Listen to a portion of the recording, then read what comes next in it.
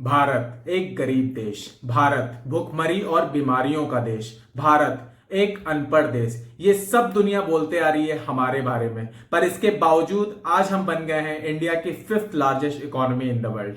अब हमारे भारत की जो इकोनॉमी है वो 5वें स्थान पे तो पहुंच गई है, पर इसके बावजूद आज हमारे देश की जो पर कैपिटा इनकम है वो अभी भी सबसे कम है। और यही एक फैक्टर है जिसके वजह से अभी भी हमारा भारत रुका हुआ है। अब पर कैपिटा इनकम क्या होती है? तो पर कैपिटा इनकम होती है देश की total income divided by number of population.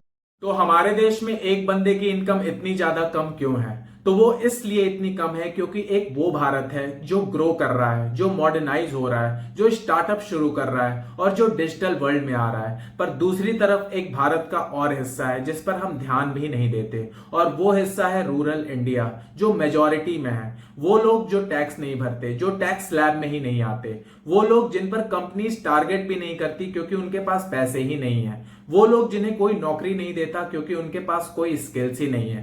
और हमारे देश को बहुत ज्यादा जरूरी है कि भारत का सिर्फ एक हिस्सा नहीं, पूरा भारत आगे बढ़े, तभी हम बनेंगे दुनिया की नंबर 1 इकोनॉमी।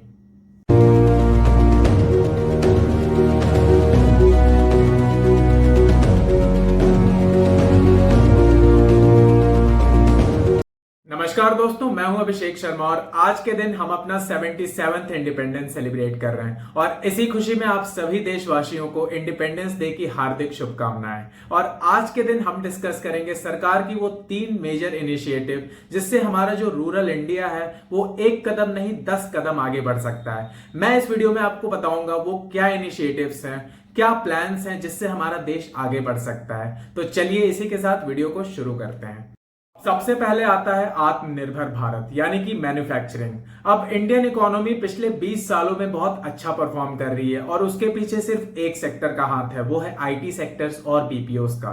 आईटी सेक्टर ने हमारे इंडिया की रेपुटेशन ही चेंज कर कर रख दी थी, क्योंकि उस टाइम पर IT sector world wide export कर रहा था और इसके वजह से हमारे आईटी सेक्टर्स को इंडिया का बैक ऑफिस भी बोला जाता था। अब इंडियन इकोनॉमी की जो ग्रोथ हुई है उसमें आईटी सेक्टर ने 57% योगदान दिया है और इसी वजह से आईटी सेक्टर ने हमारे भारत को बहुत ज्यादा बेनिफिट किया है। पर इसके पीछे एक डिसएडवांटेज भी है। आईटी सेक्टर ने इंडियन इकोनॉमी को तो राइज किया, पर हमारे इंडिया में सिर्फ 28% नौकरियां दी। और इसी वजह से ये बहुत जरूरी है कि हमारे देश में मैन्युफैक्चरिंग आए ताकि बाकी देशवासियों को और ज्यादा नौकरियां मिले।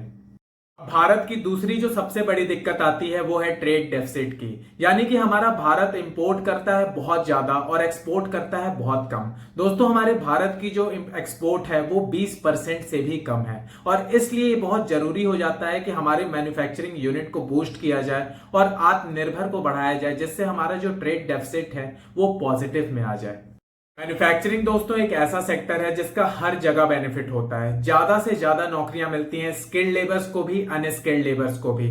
ज्यादा से ज्यादा इनोवेशंस होते हैं, लोगों के इनकम्स बढ़ते हैं और इसके वजह से वो बेटर एजुकेशन अफोर्ड कर पाते हैं और इस वजह से वो और ज्यादा ग्रो कर पाते हैं। इसलिए हमारे देश में मैन्युफैक्चरिंग का आना बहुत ज्यादा जरूरी है। अब इसके लिए सरकार बहुत सारे पीएलआई स्कीम्स लेकर आ रही है, यानी कि प्रोडक्टिव लिंक्ड इंसेंटिव्स, और मैन्युफैक्चरिंग सेक्टर्स पर ज्यादा फोकस किया जा रहा है। सरकार उन सेक्टर्स पर ज्यादा फोकस कर रही है जो भारत को एक कॉम्पिटिटिव एज दे और उन सेक्टर्स पर ज्यादा फोकस किया जा रहा है जो भारत का एक्सपोर्ट बढ़ा पाए। अब इन पीएलआई स्कीम्स का काम क्या है? तो सबसे पहला जो हमारा सप्लाई चेन है उसको और एफिशिएंट बनाना, जो हमारे डोमेस्टिक मैन्युफैक्चरिंग है उसको और मजबूत बनाना, और तीसरा जो हमारे एक्सपोर्ट्स हैं उनको इनिशिएटिव्स देना। अब इसके लिए भारत ने अपने जो पुराने रूल्स थे उसे काफी हद तक हटाया है और उसे काफी आसान बनाया है। काफी लॉजिकल तरीके से उसने अप्रोच किया है ताकि मैन्युफैक्चरर का जो ध्यान है वो अपने पेपर वर्क पर ना रहे बल्कि अपने क्वालिटी इंप्रूव करने पर भी लग पाए। अब कौन से हैं वो सेक्टर जिनमें भारत सरकार बहुत ज्यादा फोकस कर रही है? तो सबसे पहला सेक्टर जिसपे भारत सरकार का फोकस जा रहा है वो है डिफेंस सेक्टर। अब आप जानते हैं कि पाकिस्तान और चाइना से हमारे भारत को कॉन्स्टेंटली थ्रेट्स आते रहते हैं, तो इसीलिए ये जरूरी हो जाता है कि जो हमारा डिफेंस सेक्टर है वो बहुत ज्यादा इंडिपेंडेंट हो, सेल्फ रिलायंट हो और टेक्नोलॉजिकली एडवांस्ड हो। और इसके लिए जरूरी हो जाता है कि जो हमारे डिफेंस वेपन्स हैं वो हमारे इंडिया में ही बनने चाहिए, और सिर्फ बनने ही नहीं चाहिए बल्कि ये एक्सपोर्ट्स भी होने चाहिए। अब भारत का एम है कि 2025 तक हमारे डिफेंस एकेडमी का जो टर्नओवर है वो $25 बिलियन का हो जाए, जिसमें से $5 बिलियन का एरोस्पेस वो सिर्फ एक्सपोर्ट करे। और इसीलिए भारत सरकार ने 2.7 लाख करोड़ का डिफेंस वेपन का ऑर्डर दिया है हमारे देश की कंपनीज को, ताकि हमारे एक्सपोर्ट्स और ज्यादा एफिशिएंट हो सके। अब आता है रिन्यूएबल एनर्जी सेक्टर, और यहां भी हमारा देश बहुत तेजी से आगे बढ़ रहा है और ऑलरेडी बहुत ही स्ट्रांग है।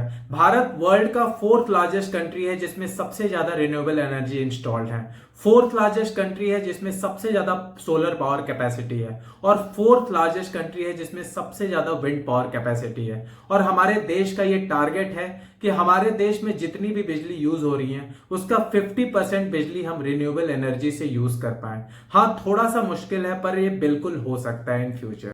फिर आती है हमारी ऑटोमोबाइल इंडस्ट्री, जिसमें भारत का टारगेट ये है कि 2024 आते आते हमारे ऑटोमोबाइल इंडस्ट्री का साइज डबल हो जाए और बढ़कर हो जाए 15 लाख करोड़ रुपए, और 2026 आते आते हम बन जाए वर्ल्ड की 3rd लार्जेस्ट ऑटोमोबाइल इंडस्ट्री। और ये सब पॉसिबल है क्योंकि सरकार बहुत सारे PLI स्कीम्स ला रही है टू फोकस ऑन मैन्युफैक्चरिंग, जिससे हमारे जो ऑटोमोबाइल इंडस्ट्री है वो बहुत तेजी से बूस्ट कर सकता है।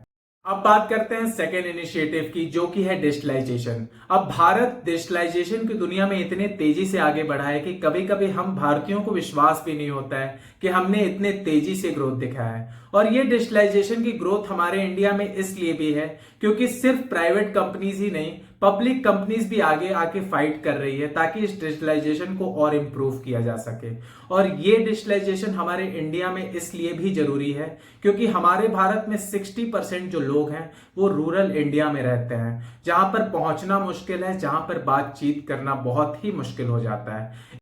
जब हर जगह चीजें डिजिटल हो जाएंगी तो ये जो इकोनॉमिक गैप है रूरल इंडिया और अर्बन इंडिया की, वो गैप बहुत हद तक खत्म हो जाएंगे। और इससे कंपनीज को भी काफी फायदा होगा क्योंकि जब भी डिजिटलाइजेशन आता है कंपनी के लिए एक चीज बहुत तेजी से लाता है और वो है एफिशिएंसी।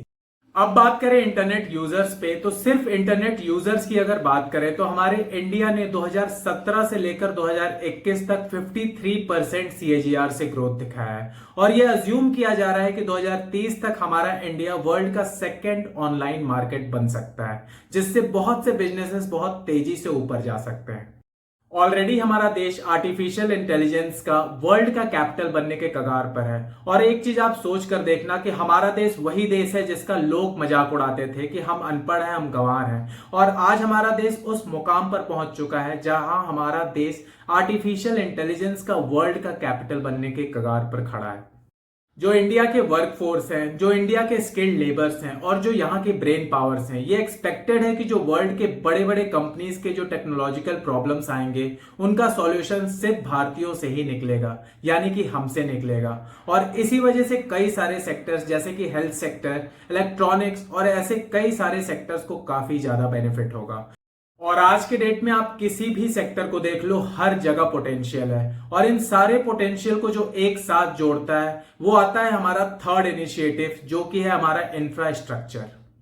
जिस देश का इंफ्रास्ट्रक्चर अच्छा होता है उस देश को आगे बढ़ने से कोई रोक ही नहीं सकता है। अगर इंफ्रास्ट्रक्चर अच्छा होता है तो वो कंपनीज को आसान हो जाता है काम करने में, ट्रांसपोर्टेशन बहुत इजी हो जाता है और सारी चीजें कनेक्टेड हो जाती हैं। और अगर ट्रांसपोर्टेशन अच्छा होगा तो इससे होगा क्या, जो बड़ी बड़ी कंपनीज हैं वो रूरल एरियाज में जाकर अपनी फैक्ट्रीज लगा सकती हैं और काफी कन्वीनियंट हो जाता है इन कंपनीज के लिए हर जगह बिजनेस करना और अपनी चीजों को हर जगह पहुंचाना।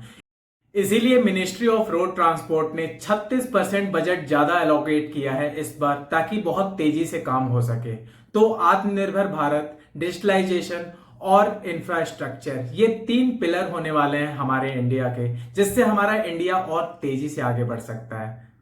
तो आज की इस वीडियो को यहीं खत्म करते हैं। मैं उम्मीद करता हूं कि ये वीडियो आपको पसंद आई होगी, और अगर पसंद आई तो इस वीडियो को एक लाइक कर दें, इस चैनल को सब्सक्राइब करें और इस वीडियो को अपने दोस्तों और फैमिली मेंबर्स में ज्यादा से ज्यादा शेयर करें। मिलते हैं अपने नेक्स्ट वीडियो में दोस्तों, तब तक के लिए बाय बाय।